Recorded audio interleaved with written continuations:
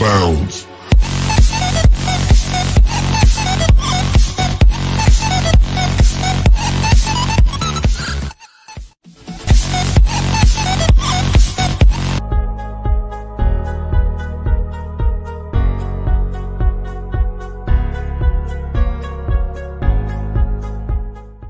Doctor Otárola, nuevamente muy buenas noches. ¿Qué tal? ¿Cómo está usted, doctor?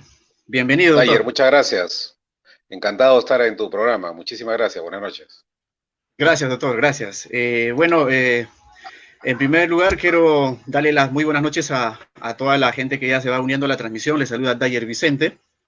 Este es el programa Versus Político de Gestión Público y Desarrollo Territorial. En principio, quiero agradecer por aceptar la invitación, doctor, nuevamente. Y te damos la cordial bienvenida a usted por la gentileza. Y también, obviamente, reitero a la gente que ya se va uniendo a la transmisión. Desde Gestión Pública y Desarrollo Territorial, justamente estamos buscando fortalecer el voto responsable de los peruanos de cara justamente a las próximas contiendas electorales que ya se acercan, doctor. Estamos ya a puertas, es el 11 de abril. Sabemos que ya no falta nada y todos los ciudadanos pues quieren escuchar propuestas con rumbo, obviamente, y desde este espacio queremos justamente contribuir a un voto responsable de los peruanos. Más aún porque ya estamos en el Bicentenario y para ello habíamos invitado en principio a 2 representantes y candidatos al Congreso de la República. Por un lado habíamos invitado a Somos Perú, representante en este caso con José Gerí, y por el Partido Nacionalista Peruano nos acompaña obviamente en esta noche, Alberto Otárola. Bueno, por motivos que solo el candidato José Gerí del partido Somos Perú conoce, ha decidido pues no participar. Por lo tanto, usted salió airoso, doctor Alberto Otárola. ¿Qué tal, doctor? Nuevamente, muy buenas noches. Mira, le doy el espacio, doctor. Adelante. Esa descripción solo tiene una palabra, arrugó. Como está arrugando su líder, el señor Vizcarra, porque luego de las cuentas que tiene que darle al país por los severos problemas de lo que yo he denominado el partido, Ollanta denomina el quinquenio perdido, lo peor que le ha podido pasar al Perú, fíjate, después de la pandemia, es haber sido gobernados por estos incompetentes de PPK, de Vizcarra, de Merino y de Sagasti. Todos forman parte de una sola bolsa, de una sola clase política que ha deshecho lo que empezamos a andar en el gobierno y el quinquenio nacionalista. Ahí están las consecuencias. No quieren debatir, se corren de los debates y sobre todo, no tienen ninguna explicación que dar al público en tu programa. Así que bueno, estoy aquí, yo nunca me corro y aprovecharemos más bien para desarrollar unas ideas, si te parece. Correcto, doctor. Doctor, por favor, vas a iniciar por 2 minutos tu presentación. ¿Quién es usted? Adelante, doctor. Muy bien, con mucho gusto. Mi nombre es Alberto Otárola Peñaranda, soy abogado constitucionalista, tengo un posgrado en gestión pública por la Universidad Católica. Soy profesor universitario, he sido ministro de Defensa, viceministro del Interior, viceministro de Defensa, presidente ejecutivo de Devida, y en el ámbito privado soy abogado litigante, consultor internacional con especialización en políticas públicas, por eso que me gustó mucho el perfil que tienes en este programa, pero fundamentalmente soy un ciudadano preocupado por su país, que está dispuesto a poner, digamos, a un lado las naturales aspiraciones privadas y profesionales para ponerme a trabajar en el Congreso. Y esta idea mía de ir al Congreso se solidifica con la concepción que tenemos del Partido Nacionalista en el sentido de apostar por un partido político, pero también para abrir las puertas para sentar el diálogo y la unidad nacional, que es lo que nos va a sacar de la pandemia y del desastre económico que estamos en este momento, ¿no? Así que esas son mis expectativas, espero tener la confianza del pueblo, soy el número 5 y vamos para adelante. Falta un mes y le vamos a dar todo el empeño y toda la fuerza para conseguir el objetivo. Ok, bueno, doctor, tenemos precisamente 4 temáticas en lo que es la gestión pública y desarrollo territorial, justamente en este versus. Quisiera de repente empezar por el lado de las propuestas de parte de usted de llegar obviamente al Parlamento, de ser elegido el próximo 11 de abril. año del Bicentenario, por cierto. Háblanos un poco sobre las propuestas que usted tiene sobre la materia de la administración pública. Obviamente, hablando, por ejemplo, en el país se tiene deficiencias en la administración pública. Hablando, por ejemplo, de la ausencia de un sistema eficiente en el planeamiento estratégico, ¿no? Sí. Obviamente, los problemas de articulación tanto del planeamiento y el presupuesto, por ejemplo. También la estructura débil organizacional a nivel de las funciones, a nivel de los 3 niveles de gobierno. Por otro lado, también podemos hablar de repente de los inadecuados procesos de producción de bienes y servicios, ¿no? Públicos en este caso. Sí, sí. Dos comentarios y con ideas muy, o sea, y con ejemplos, ¿no? Creo que la administración pública en el Perú tiene un gran problema, que es y no solamente es un problema normativo, es un problema de organización intersectorial. Cada ministerio tiene una lógica y quien está a cargo del ministerio, al ministro, al mismo presidente de la República, lo quiere llevar con su propia agenda. Entonces, no existe un proceso culminado de reforma de la administración pública que nos pueda llevar hacia un Estado eficiente.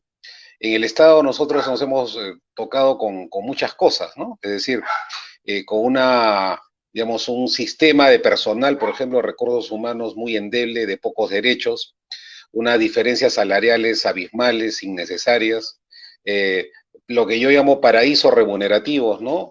Creados para funcionarios especializados con sueldos que en este momento son una vergüenza, no porque, digamos, la gente no se merezca ganar un buen sueldo, sino porque hay una situación económica tan precaria. Creo que todos tenemos que hacer determinados sacrificios y estandarizar un poco hacia lo que gana el presidente, ¿no? El presidente de la República gana 15.000 soles por todo concepto, y en este momento de crisis, por lo menos hasta que salgamos de la pandemia, es hasta inmoral que un viceministro esté recibiendo 37.000 soles mensuales, ¿no? Entonces, hace falta pues un sistema, una reforma que se inició con nuestro gobierno, iniciamos un proceso servir que ha fracasado, hay que decirlo, lamentablemente la reforma servir ha fracasado, solamente hay 500 trabajadores que han pasado la ley servir del millón aproximadamente que trabajan al Estado. Eso es un fracaso. Repito, el quinquenio perdido, ¿no es cierto?, ha desestructurado y paralizado una serie de reformas. Entonces la visión que tenemos es una visión responsable, moderna, y sobre todo de concatenar las ideas del Estado. En nuestro plan de gobierno, y con esto acabo esta parte, estamos proponiendo lo siguiente: que el plan de gobierno del partido que llegue al poder, para que no sea un verso, una poesía, porque a veces uno llega al gobierno y dejas a un lado tu plan de gobierno y haces lo que en buena cuenta puedas hacer, que ese plan de gobierno pase al CEPLAN, y el CEPLAN, ¿no es cierto?, lo consolide en metas, objetivos y lineamientos, y pueda aplicarse verdaderamente la oferta electoral de candidatos, o sea, pueda hacer efectiva su plan de gobierno y pueda ser realizable, aterrizado, ¿no? Así que nosotros creemos que esa reforma está todavía pendiente en el país. Podríamos hablar, por ejemplo, de la política general de gobierno, ¿no? Que en este caso obviamente articularía lo que usted decía, la planificación o el plan de gobierno del partido que gane en estas elecciones, para que en el quinquenio obviamente se ponga en ejecución los objetivos nacionales, en base obviamente también a los objetivos que en la mayoría de los partidos políticos han contemplado dentro de su plan de gobierno, ¿no es cierto, doctor? Así es, así es. Entonces, y luego, yo tengo una experiencia, por ejemplo, mira, yo me precio de haber hecho una buena reforma, y la puedo comentar. Para terminar la idea, cuando fui ministro de Defensa, un maestro, Aurelio Lorémola, que fue un gran ministro de Defensa, yo fui su viceministro, decía: el Ministerio de Defensa es como un gran monstruo, ¿no? Y si quieres hacer una política pública, tienes que empezar por los pies y subir hasta la cabeza. Bueno, yo estuve relativamente poco tiempo en el Ministerio de Defensa, y la gran reforma que hice fue la creación de la Agencia de Compras de las Fuerzas Armadas. Esa, digamos, si tú me preguntas qué fue lo que hice como ministro de modernización del Estado, fue la Agencia de Compra de las Fuerzas Armadas. ¿Qué hice? Unifiqué las adquisiciones del Ejército, la Marina y la Fuerza Aérea para que una agencia especializada con profesionales especializados compre y estandarice las compras y abarate los costos y modernice el sistema de compra de las Fuerzas Armadas. Luego eso se trató de desarmar, porque ciertamente también es un mecanismo de lucha contra la corrupción, ¿no? porque cuando yo entré ministro de Defensa y tenía que firmar documentos, decía, ¿por qué un tornillo debe ser de una marca para la Marina? Por poner un ejemplo banal, ¿no?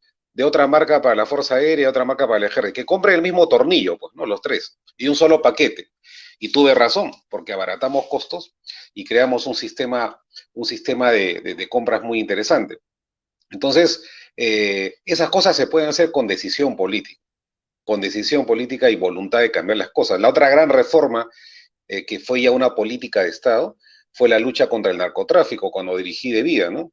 Fue una política pública que yo la puse gracias al esfuerzo que tuve como presidente ejecutivo en la agenda del presidente de la República. Yo exigí para hacerme cargo de Vida, cuando De Vida es el órgano que digamos, dirige la política pública contra el narcotráfico y la prevención y consumo de drogas, le pedí al presidente de la República que una vez por semana él se reúna con los ministros y los encargados en la lucha contra el narcotráfico. Entonces puse el tema del narcotráfico en la agenda del presidente, y así fue. ¿Y qué conseguimos? Te voy a dar solamente 3 cifras, ¿no? Sacamos de la pobreza a más de 1 millón de familias de ex cocaleros, los pasamos al desarrollo alternativo, es decir, a sembrar cacao y café en los campos en los que antes sembraban coca ilegal. Logramos reducir drásticamente la superficie de coca erradicada porque la bajamos a 40.000 hectáreas. La coca ilegal ahora, según algunos estudios, esto está llegando a 100.000. Imagínate este quinquenio perdido, otra cosa, este otro regalo que nos está haciendo. Y lo más importante, apoyamos el desarrollo de las comunidades, de los ejes cocaleros, para que tengan desarrollo. Es decir, no solamente le dimos cacao y café, sino les construimos carreteras de acceso, les dimos títulos de propiedad, los llevamos para el crédito agrario.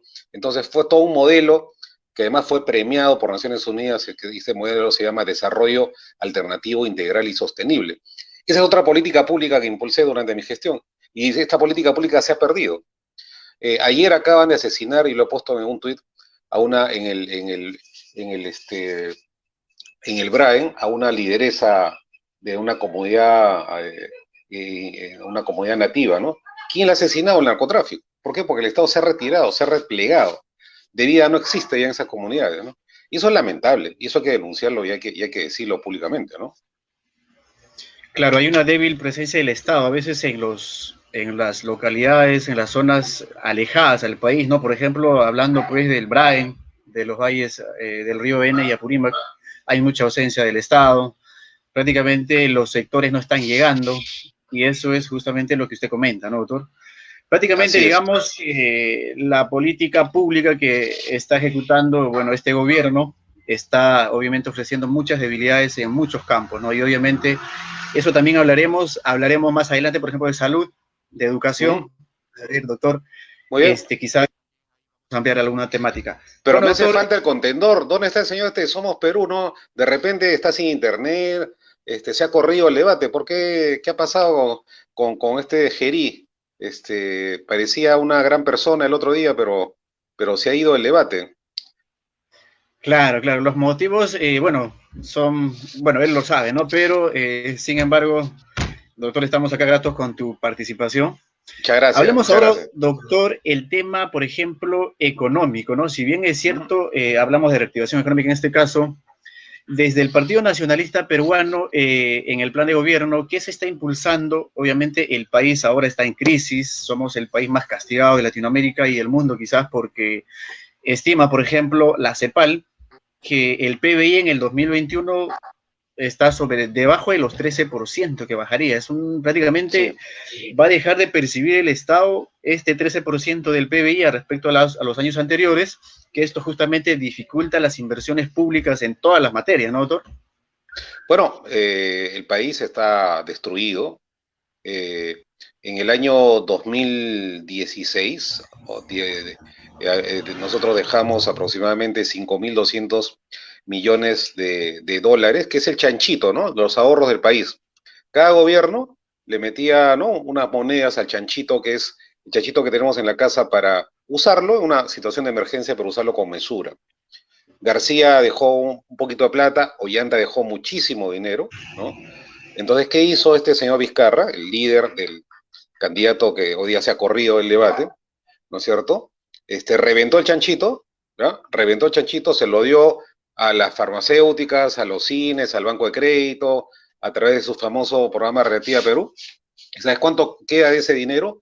$1 millón. $1 millón, ¿no? Entonces, eso ya linda hasta con el delito, diría yo, ¿no? O sea, la irresponsabilidad para haber dilapidado este dinero. Pero eso no es todo. La pobreza que nosotros la dejamos en 20% va a subir a 30%. En el país va a haber actualmente ya más de 2 millones de desempleados, ¿no? Y el 70% del desempleo de la población económicamente activa de la PEA juvenil. Ha crecido la desnutrición infantil, ha crecido la pobreza extrema. En fin, la gente no tiene luz, agua ni desagüe, y los sistemas de salud han colapsado. Entonces, estamos pues en un escenario apocalíptico, ¿no? La verdad que esto requiere un presidente con muñeca que tome decisiones, y Ollanta lo ha dicho claramente, ¿no? Desde minuto uno va a tomar decisiones. La primera va a ser vacunar a todos, porque hay que comprar todas las vacunas de todas las marcas posibles y no amarrarse como Vizcarra con la vacuna china, ¿no? Porque al parecer había ahí algo un poco raro, que las farmacéuticas querían traer las vacunas antes que la China, pero alguien les dijo que no, que entre solamente la China. Se privilegió probablemente el bolsillo de unos pocos en perjuicio de la salud de varios millones de peruanos. Entonces la vacunación tiene que ser eficiente, universal, gratuita y de todas las marcas posibles, con los cuidados respectivos, ¿no? Entonces esa va a ser el gran objetivo nacional. Y lo segundo, una gran economía de rescate. Yo soy jefe de plan de gobierno del Partido Nacionalista. Hemos trabajado mucho con equipo joven del plan de gobierno y en materia económica lo estamos denominando la economía de rescate. ¿Qué significa eso? Que vamos a multiplicar el programa Jóvenes Productivos, que fue un programa bastante bueno, que crea empleo temporal, sobre todo en las obras medianas y pequeñas de los municipios de todo el país. Y esto unido a otro programa que se llama Trabaja Perú, eh, va a ir de la mano, ¿no es cierto?, con la generación de este empleo urgente que requieren todos los jóvenes, especialmente en el país. En segundo lugar, vamos a darle todo el apoyo a las MIPES. Nos estamos olvidando de las MIPES. Las MIPES representan el 85% de la economía del país. Entonces hay que hacerlas más agradables para la SUNAT. La SUNAT las ha tomado como enemigas. Y hay que vamos a crear un programa Reactiva Perú, parecido a Reactiva Perú, pero única y exclusivamente para las MIPES, para asegurar la cadena de pagos, el pago de planillas, ¿no es cierto?, los costos fijos, y para darles un crédito barato, casi cero, que permita que puedan despegar y generar, ¿no es cierto? Estamos como un auto que se ha plantado en medio de la carretera. Hay que bombear el acelerador y volver a prender la economía. Y eso se hace con las MIPES, que son las grandes impulsoras de ese gran auto que se llama la economía del país, ¿no? Eso está en nuestro plan de gobierno, lo venimos diciendo reiteradamente, y creo que por ahí está la salida para salir de esta crisis. Claro, doctor. Bueno, buena propuesta. Por ejemplo, hablando en el Perú, la informalidad también es otro tema, ¿no? Justamente lo que usted decía, al crear el programa Reactiva para las micro o para las MIPES en este caso, estaría también de repente de ese gran porcentaje de informales que existen en nuestro país, tratándole de que estos, o sea, de alguna u otra manera, cogen ese recurso y puedan también de repente formalizarse, ¿no? Porque la informalidad en el país es nefasto, es bastante, está creciendo año a año, ¿no? 70% de la economía del país es una informalidad. Es como una aula de clase, ¿no? Si jalas al 70% de los alumnos, el que está mal es el profesor y no los alumnos. Entonces no hay que echarle la culpa a los informales. Ellos, digamos, reflejan una situación económica que no han buscado, pero que también tiene sus fortalezas. El peruano es una persona muy trabajadora. O sea, se dice en algunos países del mundo que un peruano nunca se va a morir de hambre porque siempre sabe qué hacer para salir de la emergencia económica. Entonces, a los informales no hay que decir mecánicamente hay que formalizarlo, por supuesto, debe ser el objetivo estratégico de gestión pública en adelante, ¿no? Sino que hay que darle las condiciones, la estabilidad económica, el respeto por el trabajo que hacen, y generar sobre la base de eso todo un programa económico que los lleve paulatinamente hacia la formalización. Durante nuestro gobierno lo empezamos a hacer, lo repito, no una vez más, esto se frustró con este último quinquenio. y tenemos que retomar también una economía para los más pobres, ¿no? Ollanta siempre dice, ni con la derecha ni con la izquierda, sino con los de abajo. Y con los de abajo para los de abajo han sido los 33 programas sociales que han sido sumamente exitosos en nuestro quinquenio, ¿no? Correcto, doctor. Bueno, ahora hablemos de otro de los temas que también es prácticamente una necesidad pública. Hablemos de salud, por ejemplo, ¿no? Salud pública en el país. Bueno, el COVID nos ha dejado grandes enseñanzas. Prácticamente yo diría que ha desnudado de manera cruda y real la terrible situación que tiene el país, ¿no? Hospitales colapsados, materiales logísticos sanitarios escasos, camas UCI casi nada, y todo esto obviamente pues la débil capacidad de respuesta que tiene el Estado peruano en esta materia. Doctor, ¿qué nos puedes hablar de este tema de salud pública y de llegar al Parlamento? ¿Cuál sería de repente una de las propuestas bandera en tema de salud pública? Y obviamente que esto debe ser el enfoque número uno de llegar al gobierno, ¿no? Y de repente llegar al Congreso usted. El regreso a mi vena de constitucionalista. La salud debe ser un derecho y no un privilegio, ¿no? Entonces, ¿qué cosa está pasando con nuestro sistema de salud? Que ha colapsado, el Estado se ha replegado, ha abandonado las postas médicas, los hospitales de emergencia, los centros de campaña. Existe una ley muy importante, que es la Ley de Movilización Nacional, ¿no? Que obligaba a que el gobierno, el otro día conversaba con Ollantumal y decíamos, nos poníamos, ¿qué hubiéramos hecho si nos hubiera tocado a nosotros esta pandemia? Hubiéramos aplicado la Ley de Movilización Nacional. ¿Sabes qué cosa es lo que dice? Que todos los servicios, toda la infraestructura pública y privada queda a disposición del Estado para afrontar la crisis.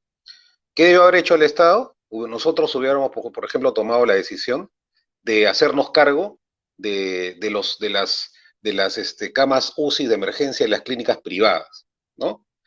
Para dar una mayor cobertura a las personas con crisis de COVID. Es decir, y para evitar lo que estamos viendo hasta este momento, nadie lo ha podido resolver. Una persona que lleva un familiar a una clínica pública, lo primero que te piden, hasta el otro día me decían en el Hospital del Ejército, es una vergüenza, una barbaridad, una garantía de 100.000 soles, ¿no? A un enfermo de COVID. Eso es inaceptable, eso es moralmente inaceptable, ¿no? Entonces, más de 100.000 peruanos han perdido la vida, pero muy pocos se están haciendo muy ricos. Es el caso de las clínicas privadas, los que se dedican, ¿no es cierto?,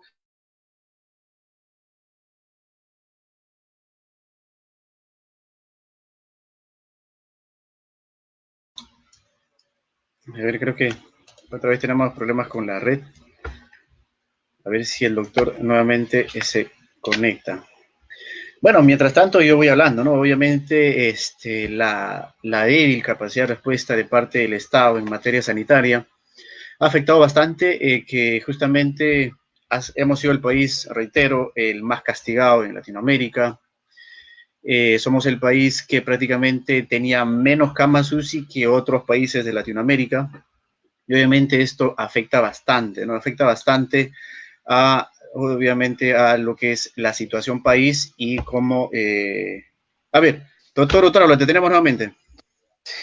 Estamos jugando a la de escondidas, pero bueno, entonces lo que hay que hacer ahí, decía Dyer, una gran reforma en los sistemas de salud. El Estado tiene que recuperar lo que llamamos la primera línea, o sea, cortar el COVID en la posta médica, ahí donde se debe haber cortado. En una ciudad tan cercana como Guayaquil se hizo eso, y no hubo tantas muertes como en el Perú. Y bueno, y vamos a instalar, ya lo ha anunciado Ollantumal, una comisión de la verdad, ¿no? Que indague por qué no se compró la vacuna a tiempo, por qué se dilapidó el Fondo de Estabilización Fiscal, por qué se priorizaron las pruebas rápidas y no moleculares, etcétera, etcétera, etcétera, y que encuentre las responsabilidades para castigar a los responsables, ¿no? Con la salud del pueblo no se debe jugar, y menos en un escenario tan peligroso y complicado y macabro como las muertes que estamos viendo todos los días por efectos del COVID.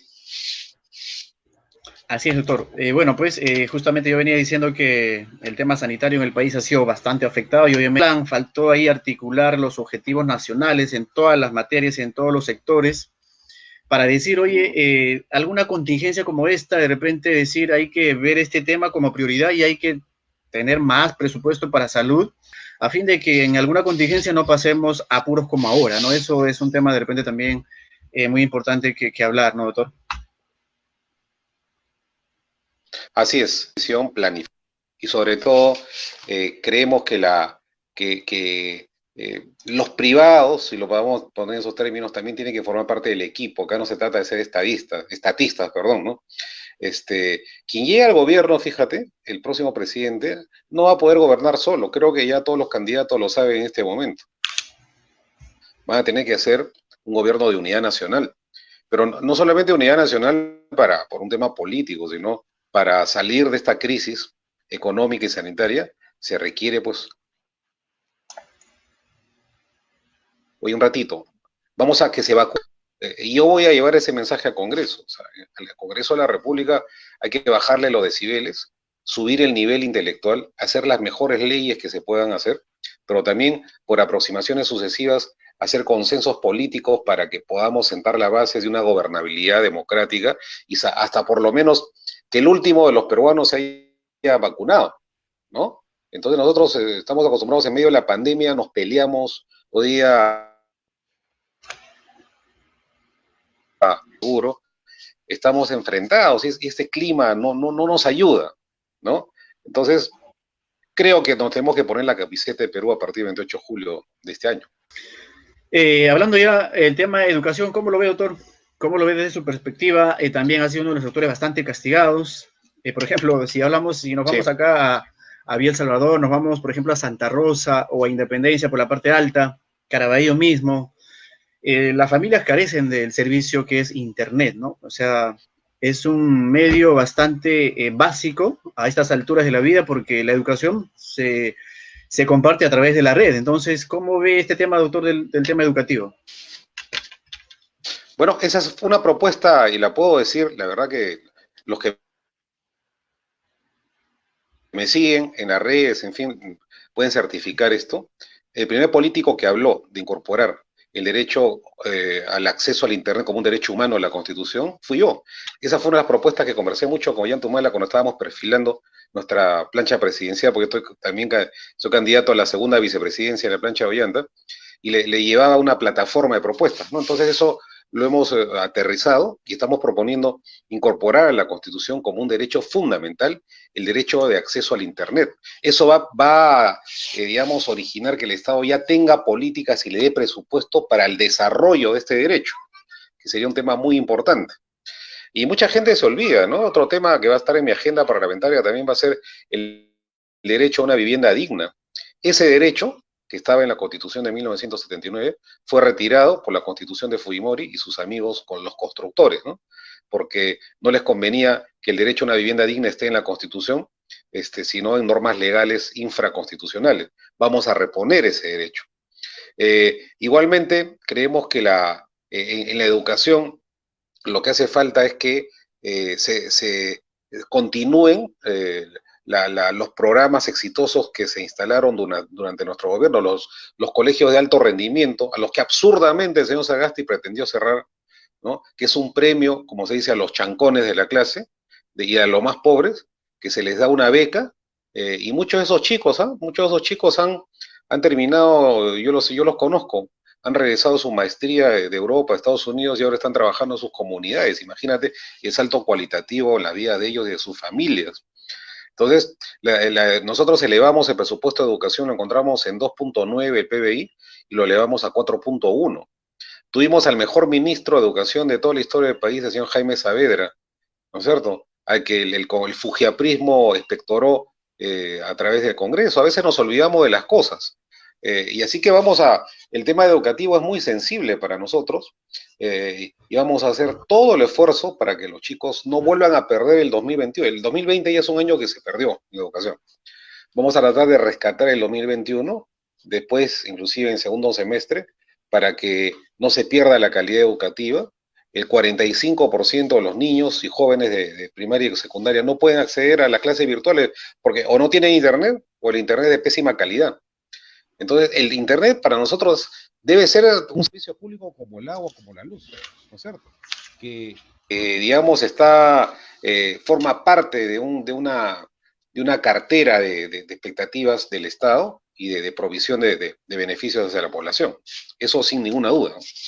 Claro, debe ser un bien común, ¿no? Eso es lo que se Así debería en es. este caso ser, porque es como un servicio básico más, ¿no? Agua, Sí, luz, exacto. internet, ¿no? Porque de eso va a depender obviamente las actividades académicas y todas las actividades que hacen los peruanos, ¿no? Exacto, exacto. Y Beca 18 creo que era también un programa que impulsó su gestión Bueno, Beca su 18 estudiante es presidencial.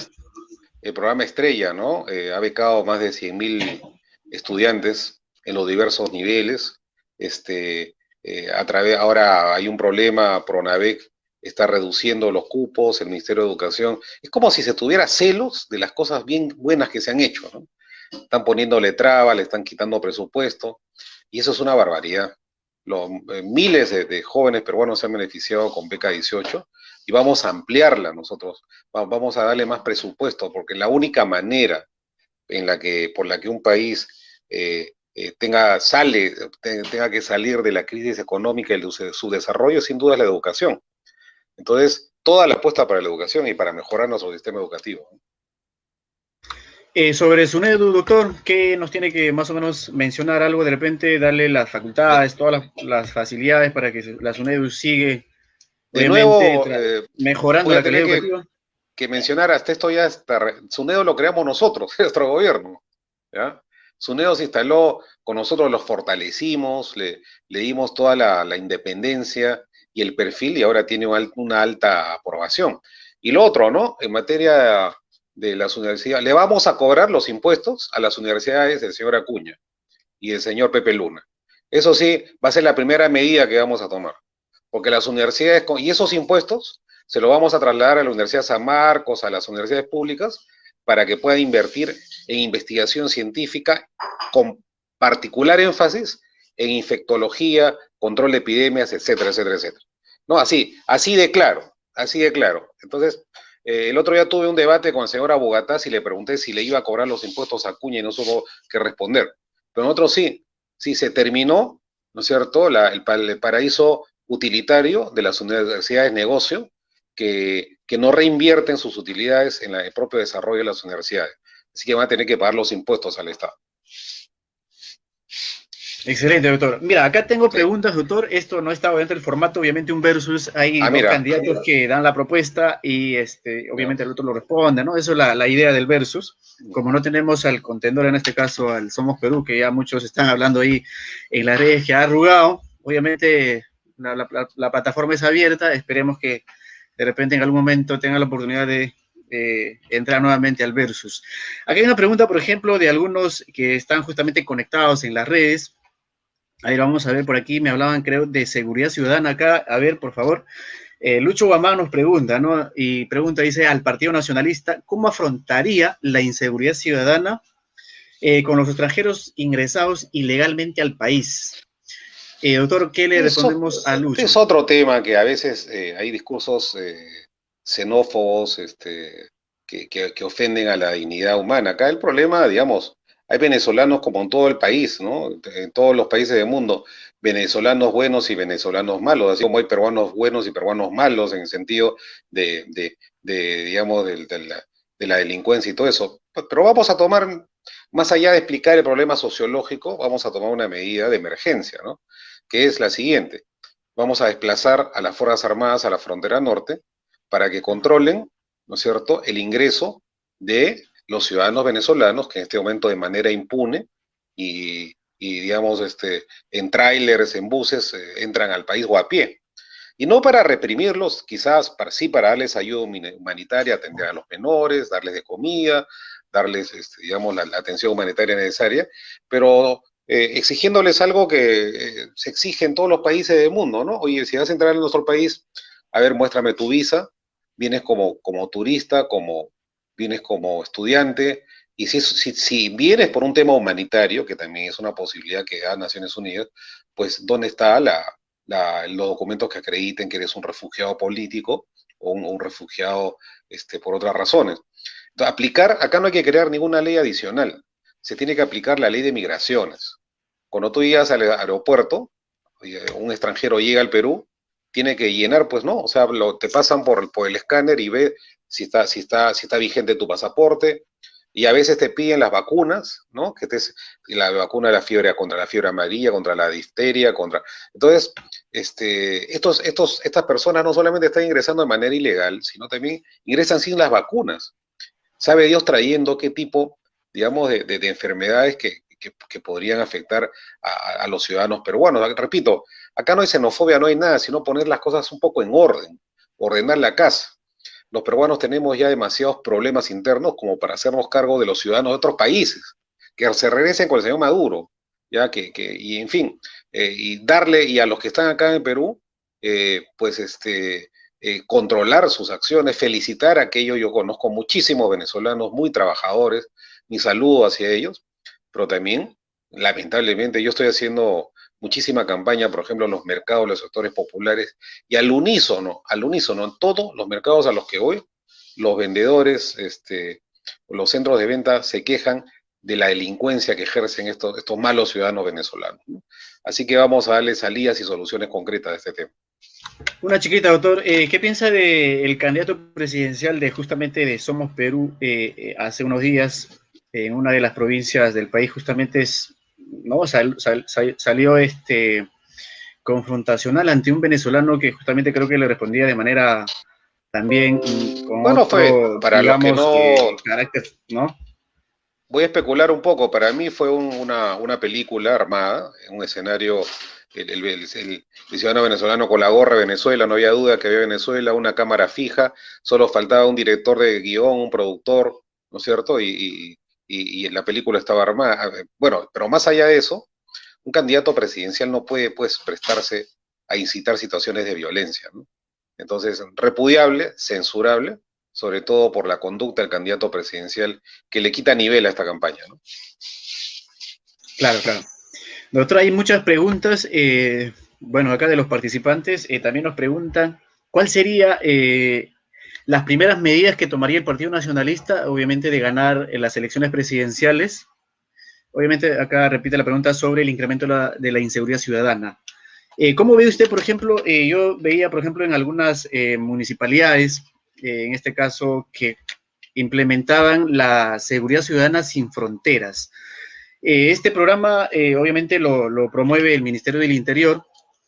¿Cómo ve este programa, doctor? ¿Mejoraría, de repente, daría más presupuesto a este sector tan complejo también en el país? ¿O cómo ve este tema de la inseguridad ciudadana, doctor?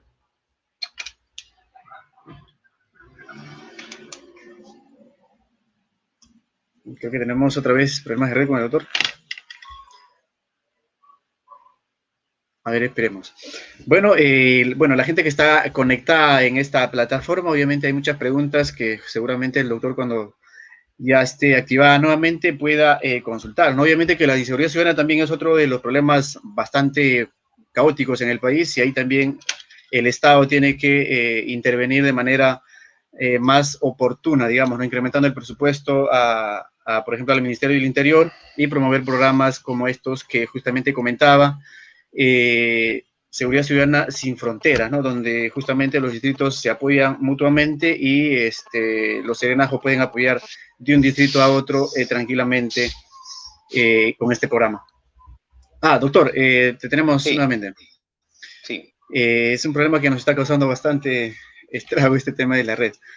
Bueno, hablamos justamente de Sí, seguridad pues. ciudadana, ¿no? Decíamos nuevamente cuál sería las primeras medidas. Y yo hablaba justamente de que los municipios, obviamente promovidos por el Ministerio del Interior, han implementado programas de seguridad ciudadana o Serenazgo sin Fronteras. Este programa me parece que es muy bueno, pero me parece que hay una debilidad también ahí en el marco legal, ¿no? Porque si bien es cierto, un delincuente te puede robar, pero sin embargo después de 4 o 5 horas sale libre, ¿no? Es un tema también ahí, de repente, de darle un marco legal más a la policía para que pueda hacer intervenciones, ¿no, doctor? ¿O cómo lo ve este tema?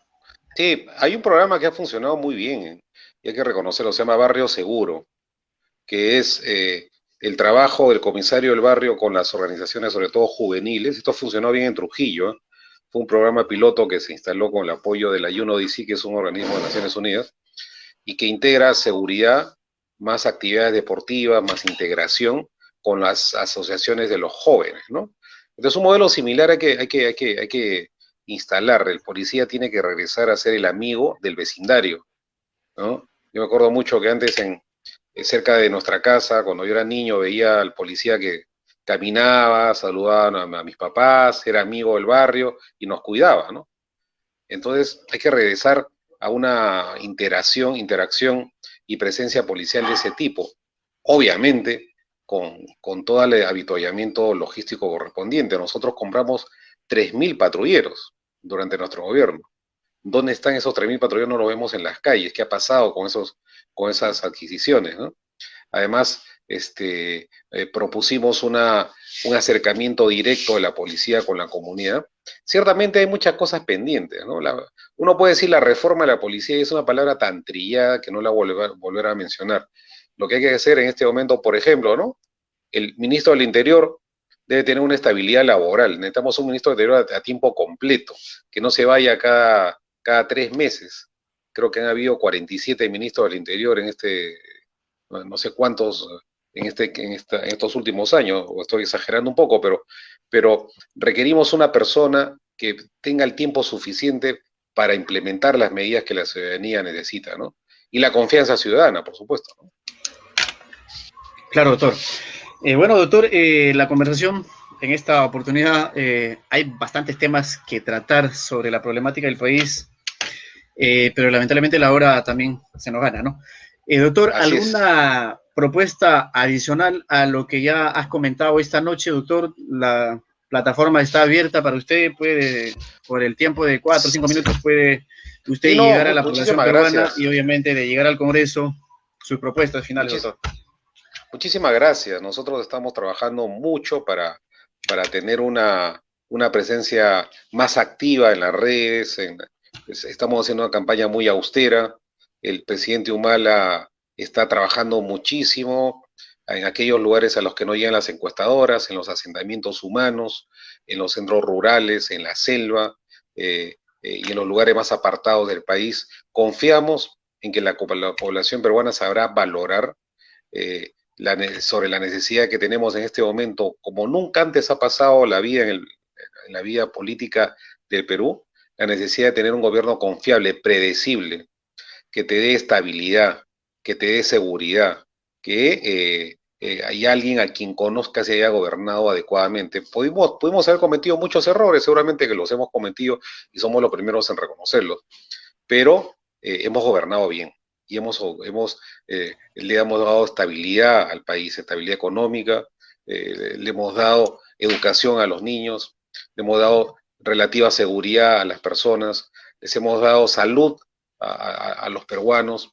Este Plan Esperanza, por ejemplo, que fue un programa social que atendió a más de 2 millones de mujeres en el despistaje temprano del cáncer, ¿no? Eso el otro día estaba yo en el Mercado Señor de Muruguay, en San Juan de Miraflores, y una señora me lo recordó. Fíjate, yo me he tratado con el Plan Esperanza, me decía, ¿no? Por eso voy a votar por Ollanta.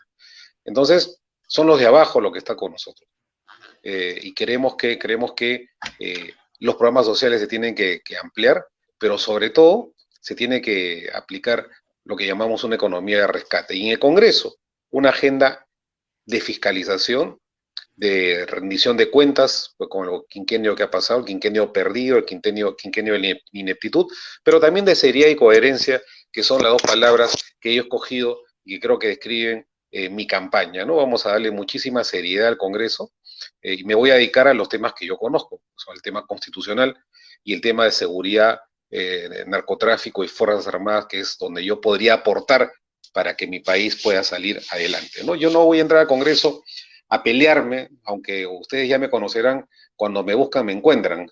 Por eso que Gerí creo que se ha corrido día Somos Perú. Si no, voy a entrar al Congreso para generar consensos, para estar por encima de los vaivenes políticos y tratar de fomentar una unidad nacional para salir juntos de esta crisis. Así que muchísimas gracias por la invitación, pese a las interrupciones por culpa del internet que he tenido. Yo estoy sospechando que de repente esto no es el internet. Sí, doctor, sí, claro, hay un tema ahí bastante crítico. Ayer lo sufrí también, usted Sí. lo sabe, y es un tema que, verdad, que hay que mejorar, ¿no? Hay un tema ahí que el Estado también debería bastante poner énfasis en lo que es telecomunicaciones, ¿no? Eso también comunicación para todos, ¿no? Porque mira, si en Lima estamos pasando por esto, imagínate cómo está en el oriente, en la sierra, Exactamente, en el sur, ¿no tiene es razón. cierto? Hay muchas necesidades en temas de telecomunicaciones. Doctor, yo te agradezco de verdad muy infinitamente de parte de Gestión Pública y Desarrollo Territorial, te agradecemos.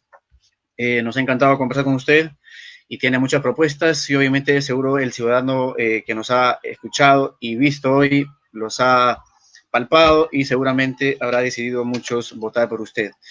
Yo solo quiero terminar, doctor, con el siguiente mensaje, ¿no? Ciudadanos informados por un voto responsable. Eso es lo que queremos ahora todos los peruanos, ¿no? Un Perú con rumbo, un Perú que tenga honestidad siempre en la política y eso depende pues mucho de los políticos que nos representan para tener un país independiente, soberano y obviamente con rumbo. Eso es lo que, como reitero, ¿no? Doctor, palabras finales. De repente hay gente que todavía no decide por qué votar y con eso ya concluimos, doctor, y te Muchas agradecemos. gracias. Te felicito por el programa, porque en realidad das un espacio para hablar sobre algo que me encanta y además algo que yo he estudiado, que son las políticas públicas para la gobernabilidad democrática. Así que este tipo de debates son buenísimos. Y nada, simplemente decirle a la gente, a las personas, que escuchen las propuestas. Es imprescindible el voto informado. Y cuando se informen, estoy seguro que van a marcar la O de Ollanta y van a escribir el 5 de Alberto Tarola con la generosidad ciudadana que espero no defraudar en el futuro Congreso. Muchísimas gracias, Taller. Un gran abrazo para ustedes. Claro, muchas gracias, te agradecemos y gracias también a la gente que ha estado detrás de la plataforma. Muy agradecido y hasta el próximo programa Versus Político. Muchas gracias, doctor. Chao, hasta luego. Chao, doctor.